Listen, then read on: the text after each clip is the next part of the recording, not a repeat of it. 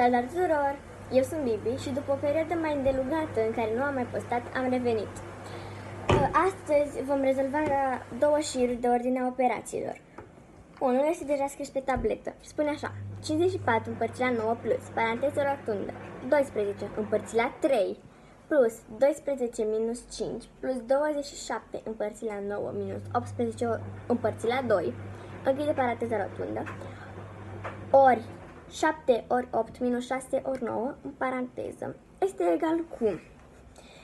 Prima oară se rezolvă parantezele, iar apoi înmulțirile și împărțirile în ordinea în care sunt date în exercițiu, apoi adunările și scăderile. Deci putem rezolva această împărțire înainte de paranteză. Și apoi toate împărțirile și înmulțirile, dar în cazul nostru nu sunt, din paranteză. Apoi înmulțirile din cealaltă paranteză. Este egal de la capăt. 54 împărțit la 9 este egal cu 6 plus 12 împărțit la 3, 4, plus 12 minus 5 plus 27 împărțit la 9 este egal cu 3, minus 18 împărțit la 2, 9, închide paranteza rotundă, ori 7 ori 8, 56 în paranteză, minus 6 ori 9, 54. Închide paranteza egal de la capăt. Acum putem rezolva asta și asta. Cam atât. Și așa. 6 plus paranteza rotundă 4 plus 12 16 minus 5 plus 3 minus 9, închidem paranteza, ori 56 minus 54, 2. Este egal de la capăt. Acum rezolvăm asta.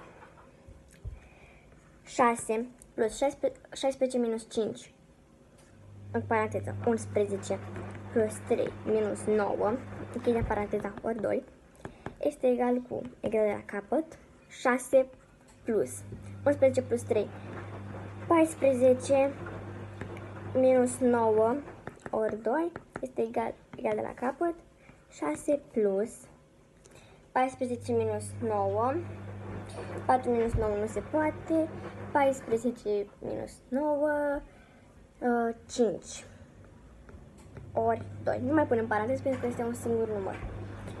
Egal de la capăt, 6 plus 10, egal de la capăt, 16. Acesta este rezultatul final. Acum, hai să luăm un alt șir mai micuț.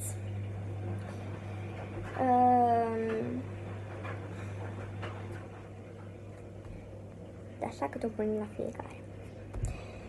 Paranteză rotundă, 37 ori 4 minus 20. De paranteza împărțit la 32 plus 16. Egal la capăt. Este mai mic decât celălalt. 37 ori 4. 4 ori 7, 28. 8 și 2 în minte. 4 ori 3, 12 și cu 2 din minte, 14. 148 minus 20, asta în paranteză, împărțit la 32 plus 16, este egal de la capăt. Rezolvăm paranteza. 8 minus 0, 8. 4 minus 2, 2. 1 minus mic, 1. 128 împărțit la 32 plus 16, este egal de la capăt. Păi 32 ar intra în 128 de 4 ori, cred. Da. Deci, aici vine 4 plus 16 este egal de la capăt cu 20. Și acesta este rezultatul final și la cel de-al doilea exercițiu. Dacă v-a plăcut, nu uitați să dați un like, să vă abonați la canalul meu de YouTube. Eu am fost Bibi și ne revedem data viitoare. Pa!